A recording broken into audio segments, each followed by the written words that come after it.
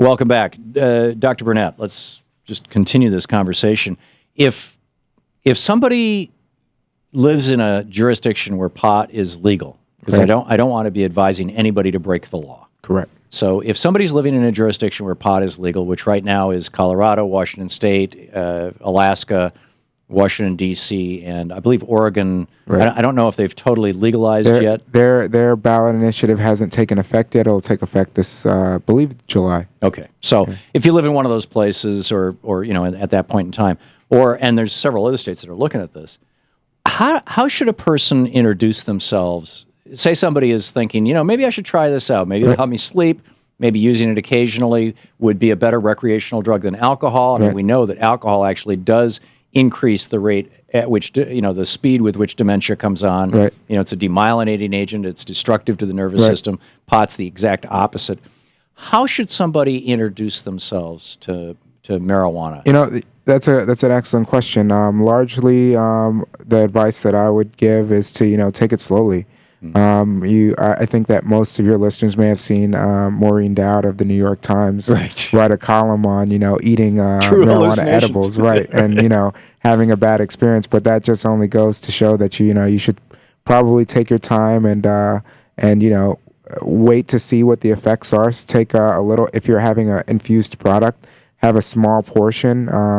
Largely, the issue around edibles is, I think, one that is largely occurring because the industry is very new and they haven't worked out the kinks in terms of right-sized dosaging and right-sized packaging. But that's something that will be solved over time as the industry matures, and the whole branding for kids will probably disappear as well. So I think that what I'd say to your listeners is take it slowly.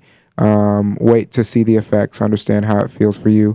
Ultimately, know that you're not going to overdose and you're not going to have a negative reaction. At the very worst, you'll feel a little strange for a couple of hours and it'll go away, and you'll wake up tomorrow with no hangover and be great. Right. And for those people who might be kind of on. Oh, and by the way, if you have a question for Dr. Burnett about medical marijuana in your own particular circumstances, are you using opiate painkillers, for example, and you'd like to look at pot as an alternate, whatever it may be, feel free to give us a shout right now. We'll put you on the air right after the break. Alcohol-based tinctures, the way that we titrate dose with regard to alcohol and pot, it has to do with instantaneous access, right? Alcohol goes through the lining of the stomach, unlike water, and so it gets right into the bloodstream very rapidly. So it's unusual that people overdose on alcohol because they know how high they are. Same thing with pot when you smoke it.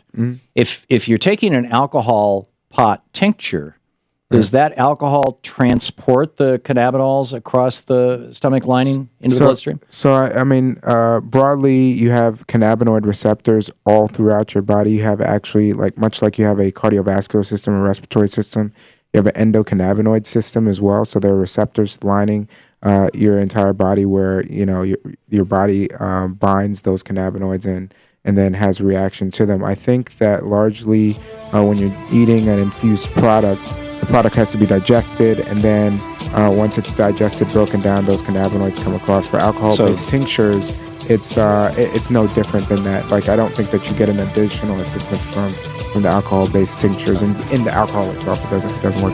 Okay. So you still have to wait the half hour or hour if you use a tincture. So, Dr. Burnett is with us. We'll be right back.